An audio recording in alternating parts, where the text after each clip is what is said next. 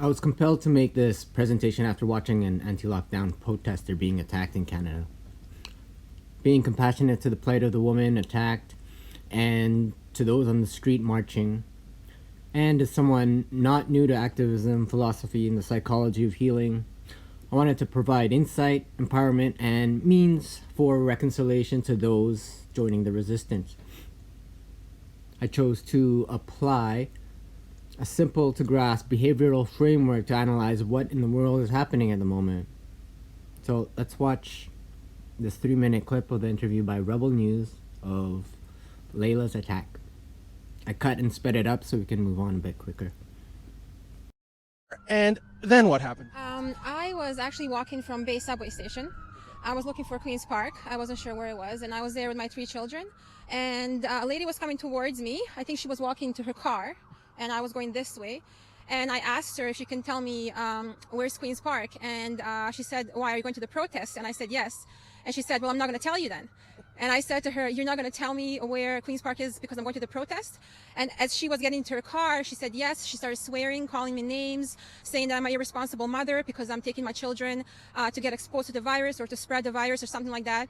And she came behind me and I turned around. She ran up to me and she threw her coffee all over me. The coffee was on my hair, my face, my jacket, my pants, everywhere. I was in shock. I came towards her and I said to her, how can you do this to another human being? Because they asked you where's Queen Street. You know what I mean? I was upset. And I said to her, you need to do something. You need to clean my jacket. You need to clean my face. You need to do something here. Once she realized that I'm not interested in being physically violent, because I was not, I just wanted to talk to her. She started pushing me. Her daughter punched me in the face. Oh, wait a minute. Her daughter punched you. Now, first of all, to go back to what you said earlier, LEjla, she was saying you're a bad role model for your children, and yet here she is dousing you with coffee in front of her teenage daughter, and the daughter sucker punches you. The apple doesn't roll far from the tree, as the saying goes. Well, that's what I thought. She was accusing me of being an irresponsible mother, where she throws her coffee on me in front of her daughter, which leads to her daughter punching me in the face. When her daughter punched me in the face, my glasses flew off, and I yelled to my kids to call the police. And keep in mind that my 2 teenagers who are taller than me didn't get involved. I went around to her car door, and I said to her, you can't leave because the police is on their way. So she grabbed me, she pushed me out of the way, she got into the car, and at that point, a man came out of the women's hospital because I guess they heard a noise, and my youngest daughter was crying. So he came out, and when he came out, he started walking over to her because she got into a car, and I stepped in front of her car.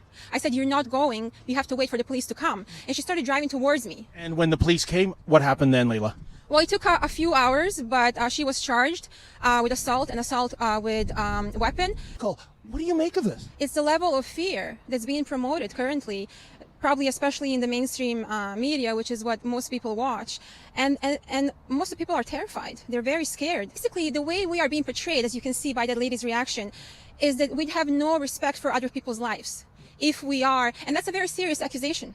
This is what they're being taught. These people are being taught that we have no respect for other people's lives. That almost makes us murderers in a way. And if they believe this, they're going to feel that they're justified to attack me in the way that she did. Most alarming thing is the fact that experts in health and science are being silenced. And you know, you're right on the money there too, LEjla, because we have had in the last several weeks an interview with a nurse at an Ontario hospital, an interview with a doctor at an Ontario hospital, where they painted a radically different picture. It's not a war zone in there. In fact, they're being sent home early. This doctor's been putting in 14-hour shifts with literally not seeing a single patient, something he's never seen in his decades of medical service, yet people are dying on the elective surgery list. And yet these individuals, we've had to blur their faces and distort their voices because of potential repercussions. And you experienced that just by, going en route to a protest. And that is such a shame that children would be put in a state of fear for merely exercising a fundamental charter right, which is freedom of assembly, freedom of expression. We're not allowed to have those charter rights right now. So. We are being divided by the recent events. Our opinions and reactions can reflect a certain categorical tendency within this framework. Even if you reject being categorized, that in itself is a marker for you being placed into one of these specific categories. Where do you think you fit in this emerging crisis? By the end of this video, you may be better equipped to see why you are responding to it the way you are, and how to deal with self and others going forward. Try to breeze along the beginning with summaries of each of the groups and scatter it with questions and things to consider as it relates to our current situation. And at the end, suggest solutions for not only empowering the resistance, but oneself as an individual sovereign being. Gretchen Rubin is a best-selling author of several books, including The Happiness Project, which I've passed along and gifted for years. The book, The Four Tendencies, was created while during her investigations into human nature, she wanted to unravel how does one respond to expectations. The obliger tendency constitutes the majority of a population. For them, outer expectations are readily met. They prefer to receive instruction on the course of action rather than delegate. These are your reliable, responsible friends who are generally committed to the group cause. And because that, they also may be the target of exploitation. They also may be resentful of those who they see as putting themselves first. In general, we are persuaded by the 3 P's: power, proximity, and populace, or the many. I know there are quite a few other 3 P's out there, but if I'm the first in this context, then please remember me, because I'm P3 or 333 in the septenary. Power. Beauty, money, status undeniably equals influence in this day and age.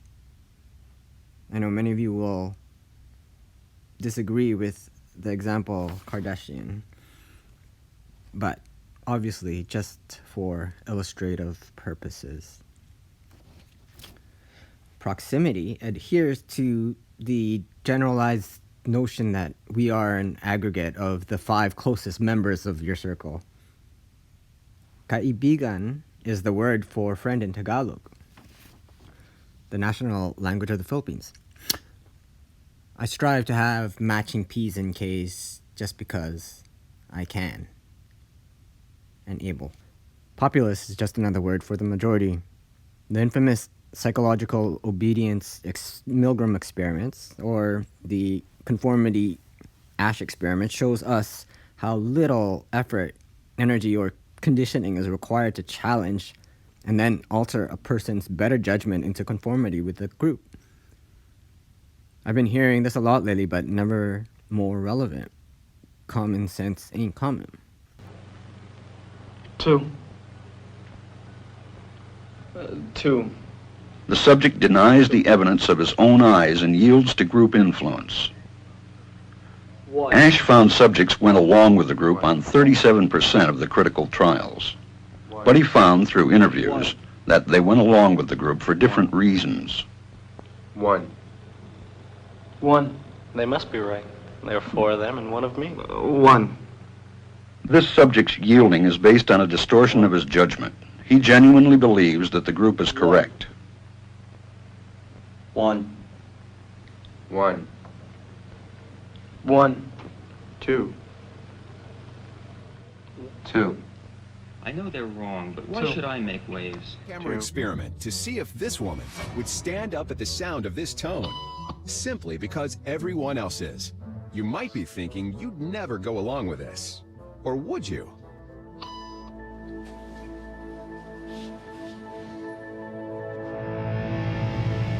After just 3 beeps, and without knowing why she's doing it, this woman is now conforming perfectly to the group.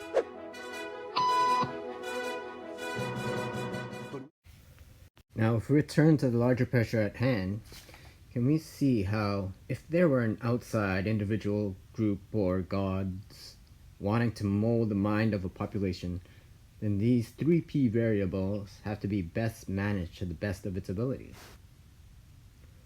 And to make this relevant in our Googleplex, AliExpress, Insta, Amazonian digital jungle, for a high artificial intelligent automaton to be self-aware and come into being, it must be cognizant of all its programming, its code, its influences.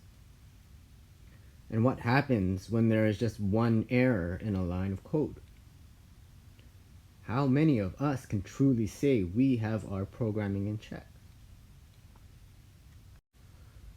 Was the daughter who punched LEjla, literally or metaphorically plugging into the umbilicus of a matrix to run a fear program. Matrix, by the way, comes from matrice, which is womb or uterus, and in late Latin, mater, which is origin or mother. Nod to Mr. Maggi for that tip. At this point, I have to remind everyone that there is no one superior tendency, and after listening and getting a taste of these tendencies, it'll help inform you on how to love self, deal with others, and eventually namaste, home, where the heart is, and heart is an anagram for earth. One of the possible fallouts of an obliging tendency is what Gretchen Rubin calls obliger rebellion. It's just what it sounds like, and it can come at a seemingly spontaneous moment or over a span of time. More often than not, it comes after a realization, absolute or perceived, of being taken advantage of, exploited, lied to, abused. The faith in the team and its leaders dissolves. That programming that seems so valid and useful to guide those external expectations before is now full of syntax errors. It's easy to understand Star Wars as being replete with archetypal Joseph Campbell heroes' journeys within the plots and subplots. If you extend the metaphor of Star Wars into our current narrative, what role are you playing, and what role would you want to play if you made all the rules? If your answer is both the same, then congratulations, and you win, and you are ready to die. The questioner represents the next largest group within the framework. People who value reason, logic, research, and science will identify most likely with this group. Oh, what noble and virtuous things. The questioners, you may know, have these traits in common: strong-willed, fact-filled, and efficient. The compulsion to follow conspiracy theories and realities is most common in this group. That means that if you were in hospice and had already been given, a few weeks to live, and then you also were found to have COVID, that would be counted as a COVID death. It means that even if you died of a clear alternate cause, but you had COVID at the same time, it's still listed as a COVID death. So everyone who's listed as a COVID death doesn't mean that that was the cause of the death, but they had COVID at the time of death. I hope that's helpful. Inside our knowledge that uprisings and protest counterculture movements can be manufactured, infiltrated, or even totally controlled by the same forces that are being resisted, the underlying collective mindset of a questioner or rebel dominates. As in the case of a rebel, it may be an immediate rejection of what is fed, and in the questioner, it may take some time and good reason to say, no, I do not agree nor consent to admonished rights. But the fundamental principle is the same. And so, as in the case of LEjla and a large percentage of the participants in anti-lockdown protests everywhere, are they justified in questioning the authorities who have dictated the course of action for arguably a whole world? Now that we've all been in this together for months, by the way, I completely disagree with that propagandist tagline.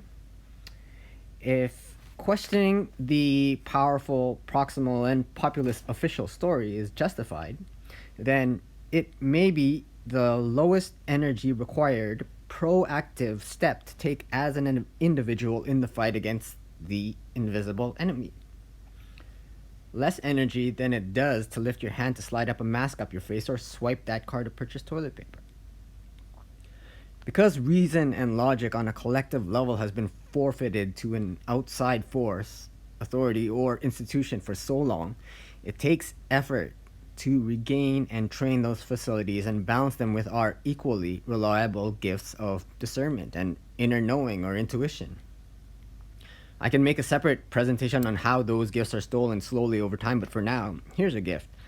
A litmus test, a question to tap into the assets of a questioner. Have all the measures that have and are being taken, including the foreseen and unseen consequences of those measures, merited by the threat of the virus, that has been proven to be equal, if not less virulent and communicable than previous respiratory diseases, viruses? If no, not merited, then questioning the authorities at this time is 100% justified.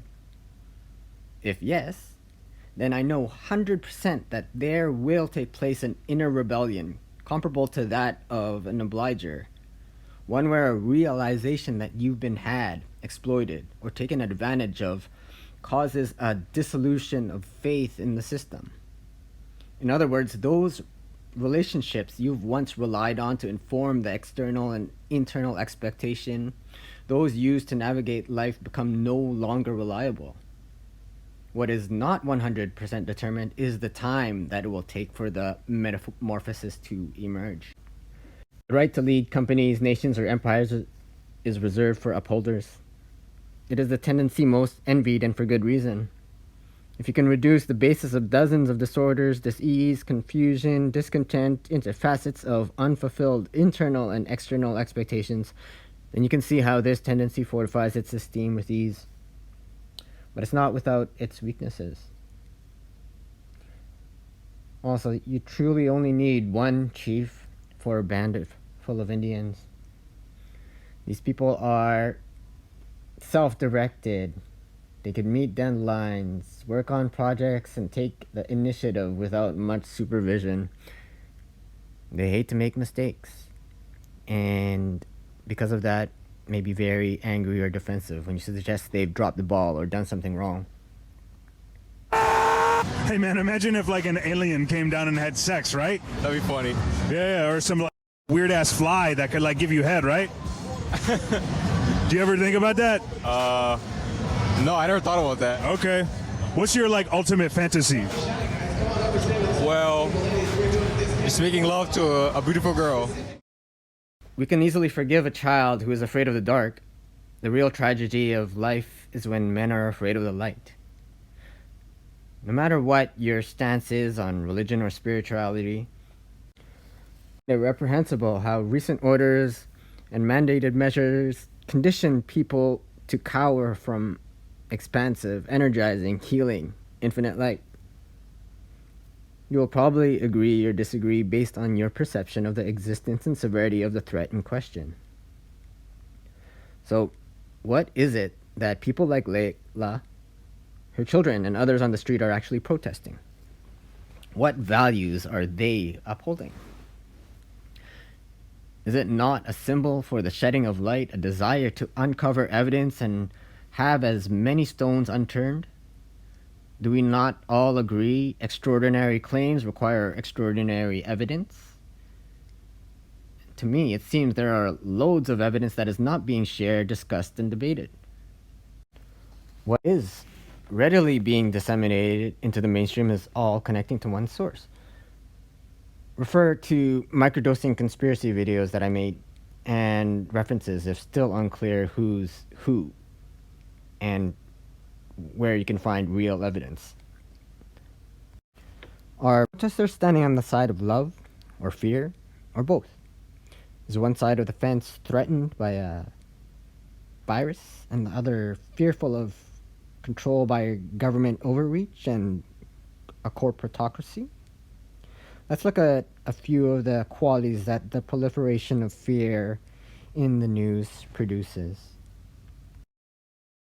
When you go out and party, when you go home to your mama, your grandma, or anybody in your household who has an underlying medical condition, you are bringing death to their doorstep. Make no mistake about it. 1. Constriction. Think monopoly, conflict of interest, and anti-competition violations. 2. Draining. Are you energized after watching an hour's worth of mainstream news? And in the past 2 months, what was the message that was being repeated over and over? 3. Isolating. Where are these deaths occurring?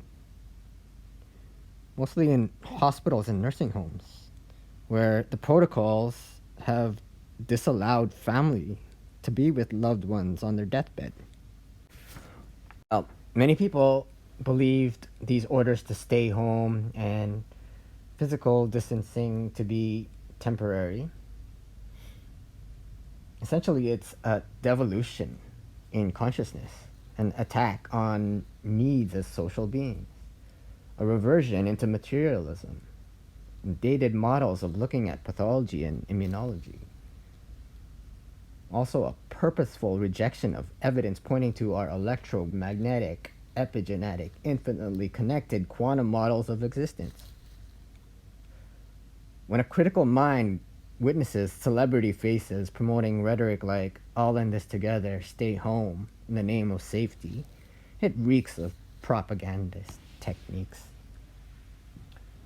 To list a few that have become obvious recently, we all know of virtue signaling, shaming, ridicule and satire, use of loaded words like anti and denier, and appeals to authority.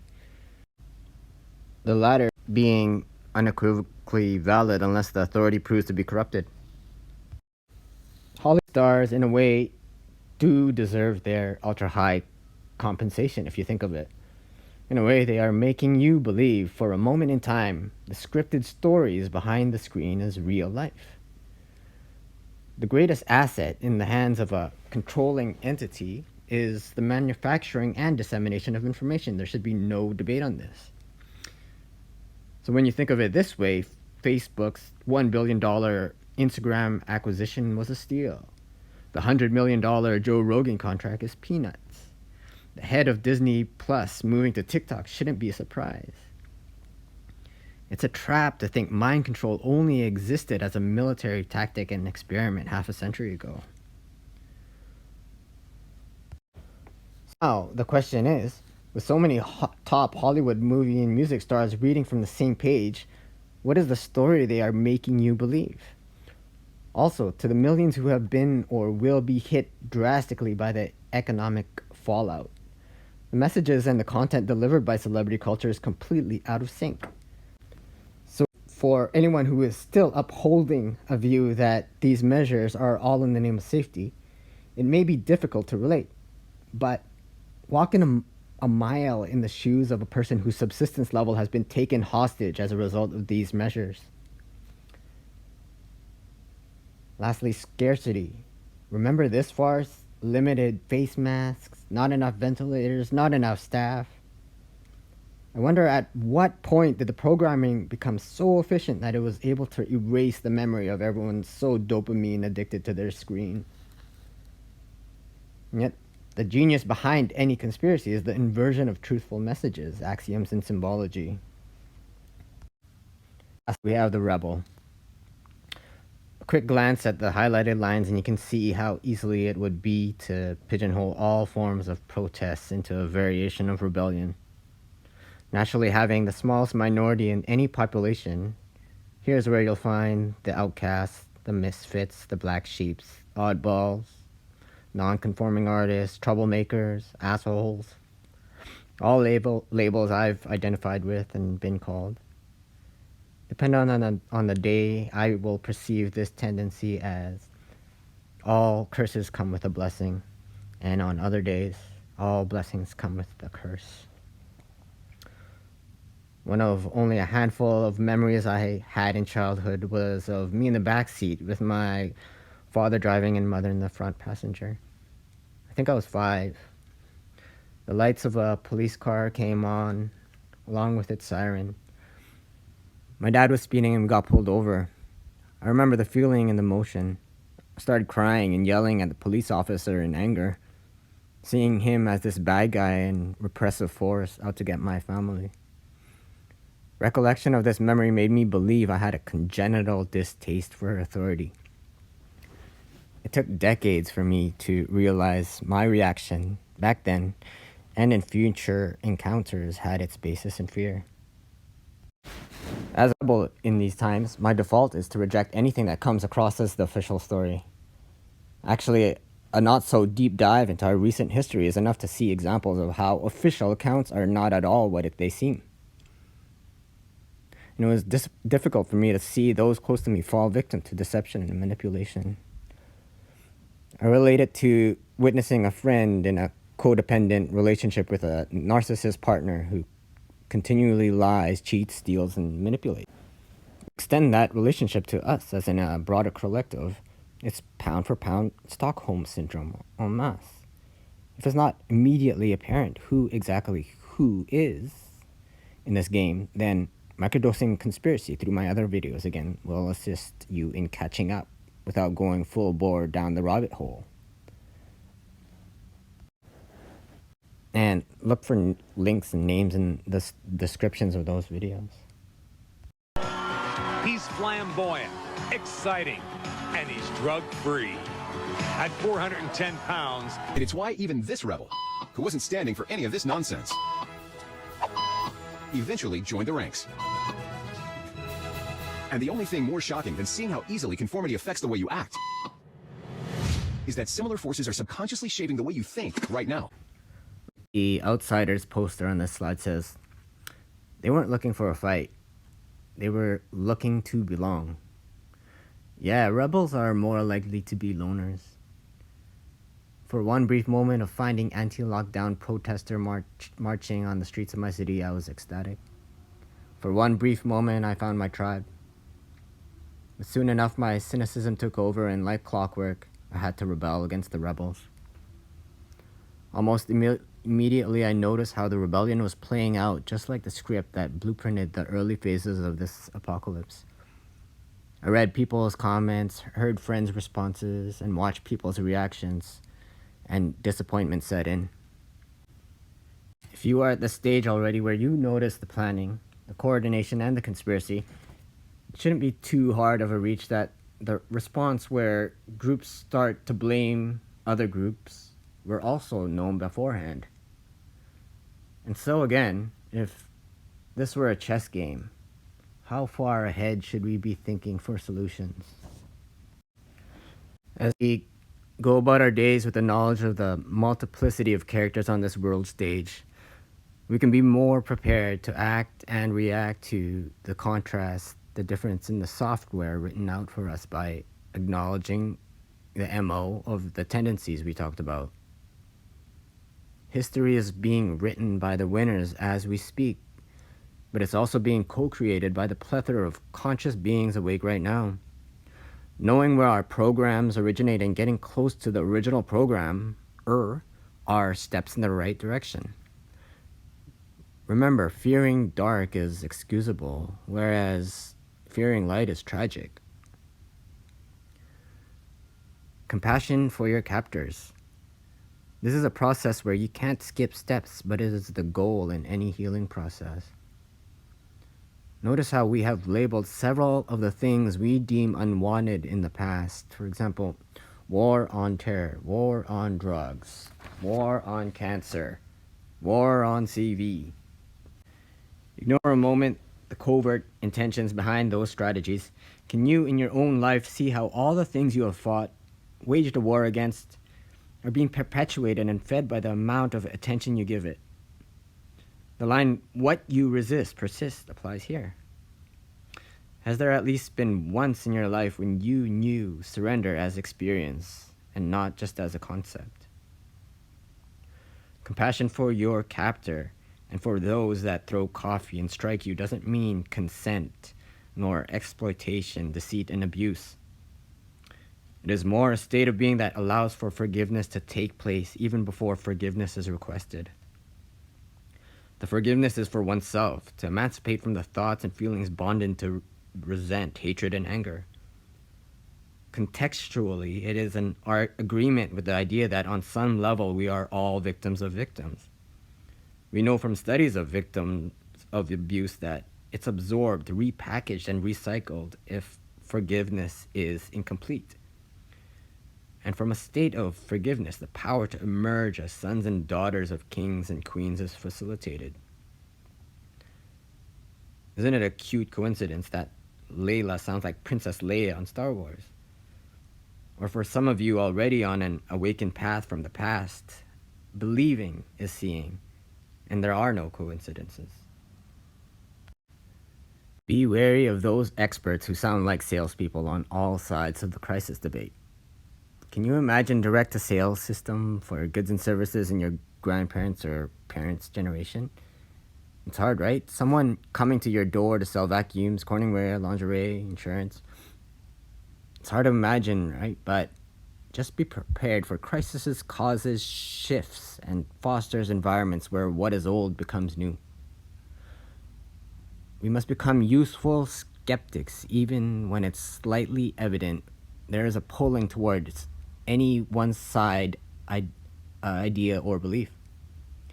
Look deep into one who is desperately trying to sell you anything. You will also see fear as the root force. A pretty cool book put it this way: those who exalt themselves will be humbled, and those who are humble will be exalted. We like to think of ourselves as wise to the game when there is a pushy, proselytizing Jehovah's Witness at your doorstep. But the programming we need to check is rarely that overt.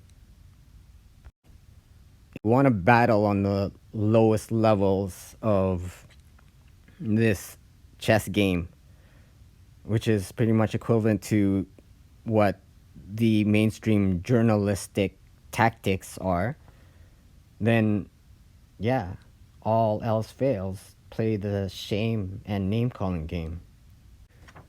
Never heard these anywhere else before, so I claim them to be mine. Anti-faxter, independent research hesitant, inalienable rights denier. Please share.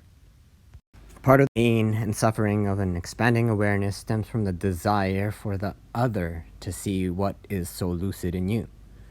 Poet Ezra Pound writes, "The artist is the antenna of the human race. It reflects both the benefit and struggle as being the first, and has an implication of being alone. Information and inspiration that is received or processed in a way that is non-rational, and finding ways to express it into a world that may at times seem hostile to non-conformity should resonate with the plight of millions of artists throughout the ages. Creativity and artistry are, in the simplest of terms, operation from the brain's right hemisphere. If we describe the notion of an inner world, both on an individual and collective level, manifesting an outer reality, then we can see how a predominance of a left brain collective will play out on a global scale. Living through pathological extremes of a left lopsided culture will look like what we are witnessing today.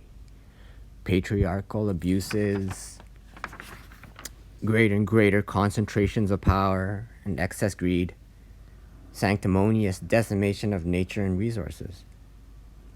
In the book, The Alphabet versus the Goddess, Leonard Shlain argues that the inception of language tilted the predominance of a right brain civilization towards the left. And once again, I remind you that there is no one better way. It just is, just as the Tao. The flow in one direction sows seeds of its opposite in the other. And believe it or not, despite me knowing, not merely predicting, how the events were going to roll out long before they did, it didn't make me feel any less anxious, upset, and alone. A wise man in Costa Rica reminded me, what is the glory in "I told you so" if you're not balanced? And I wasn't balanced.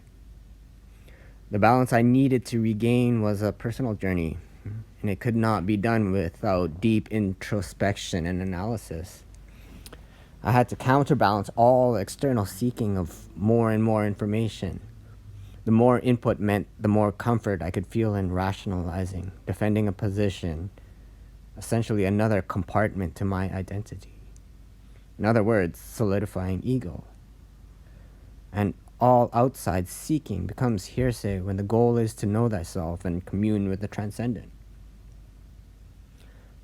Judge not, lest ye be judged. Oh, but I couldn't help it. There was no one group, nor one person exempt from being on a toilet paper hoarding spectrum. We laughed and forgave, for they knew not what they do. But to me, all reactions and responses were attributed to people not knowing what they did, as if my lifelong quest into understanding this realm blessed me with omniscience.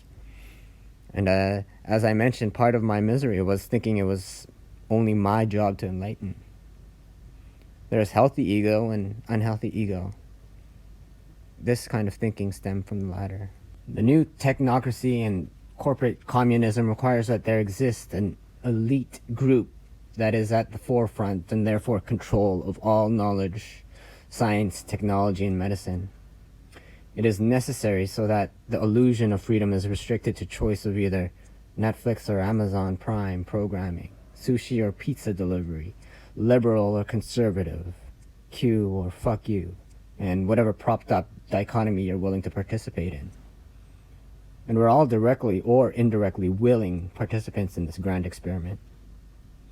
Lockdown measures facilitated the monitoring of behavior, data mining, plotting out of purchasing habits. Calculated stimulus or stressors were added or subtracted to map out real-time responses and frequencies. Sounds batshit crazy conspiratorial, right? I know, but sadly it's only part of the unseen equation. How many people do you know of, after watching a certain Netflix documentary about Facebook breaking privacy laws, change their thoughts, beliefs, and behaviors about using it? After over a decade's worth of personal picture and data collection, privacy invasion, mood tracking, physical location tracking, do you think their actions made a difference after that point? How many of those same people knows what LifeLog was and its intent? I've never seen that Facebook documentary movie, so I'm not being completely fair, but if it's not obvious, it's called planned obsolescence for a reason. The planning comes years, if not decades, eons before the public is privy to anything. Do you remember the promises of technologies of a forgotten past? Dishwashers, washing machines, vacuums, transportation for travel all around the world. Freedom and leisure. It was promised and eventually sold. Who in this world now is truly enjoying those promises? For the rest of the world, what has been traded off for these things? Think now of the more recent tech developments and its promises. Could any of the technologies we love so much be the reason for our enslavement? How can you reconcile your past rejection and unwillingness to understand crypto assets and blockchain technology with its current implementation and inevitable ubiquity? Sorry, that last question was for me, personal. But seriously, it is vital to contemplate where we are going to know where we will stand. When I saw the pushback of Bill Gates and all his health initiative tactics recently, I happily welcomed it after years of witnessing his crimes. But then I had to ask myself, how far are these resistors willing to take it? Comments in Instagram and Twitter is one thing, unplugging from the matrix is another. What happens when Microsoft HoloLens is decided to be used in every school? Will it be okay to participate in buying Xboxes and Windows operating systems, but a vaccine is where you draw the line? Understand, mandatory vaccinations is only one part of the concentration of control. And it may not be enforced, as some are being tricked into imagining right now, with military might at your doorstep. How many will succumb to the pressures of being ostracized if the rollout was less conspicuous? Preparation begins with asking the right questions and addressing inconsistencies that are put right in front of you. Blind faith in false prophets on all corners of this debate is what first brought us to a state of confusion. Can you be your own expert? Will you fight by voting for the opposite party within an intrinsically corrupt system? Or do you say, fuck it all? If you say you vote with your dollar, then do you know exactly where the allocation of that dollar goes? I truly want to empower rather than discourage any protester, as I will always lean to the side of the resistance than the authority. But I'm calling for the obligers to realize, the questioners to fact find, the upholders to stand for justice, and the rebels to punk rock on. Be the maverick and steal the corona rather than fear it. The sovereign relies on no one, but in all one. There is a personal path to sovereignty. The obstacles are the self-limiting programs we accumulate since taking our first breath. If every crisis is an awakening, a revelation, an apocalypse, then all that is unwanted can be utilized to reveal the process for all that is good and wanted. It does require a choice be made, though. Many will stay happy as pawns in another's game as long as the newest, shiniest, fastest technology is combined with the funniest, sexiest, sportiest content. As previous historical grand awakenings can show, this is where the majority of people will end up. Hear no evil, see no evil, speak no evil equals perpetually distracted subservience. For the minority rebellion, Godspeed and down with the king. And this is at the heart of a hero's journey, a killing of a king. There is an inner authority inside us, an oppressive power that feels like we have no control over at times. Metaphysically, our situation has been brought to us by natural laws of the universe. As with one, so the many. As within, so without. The physical presentation of an enemy, a circumstance that must be faced, a war that must be waged, a crown that must be dethroned, is mirrored by an inner fractured monarch rejected by the self. The monarch must be conquered for the journey to come to resolution. The process of Jungian shadow work illustrates the necessity for integration into our being, all the qualities that we have projected into an evil king, father, authority figure, president, prime minister, health organization, corporation, etc. It does require both the strategies of balance and compassion, as the toughest battle you need to fight entails destroying an enemy that is the self. I know the things I know. It's just that we're not accustomed to thinking that God's will for us and our own inner dreams can coincide. Instead, we have bought the message of our culture. This world is a vale of tears, and we are meant to be dutiful and then die. The truth is that we are meant to be bountiful and live. The universe will always support affirmative action. Our truest dream for ourselves is always God's will for us.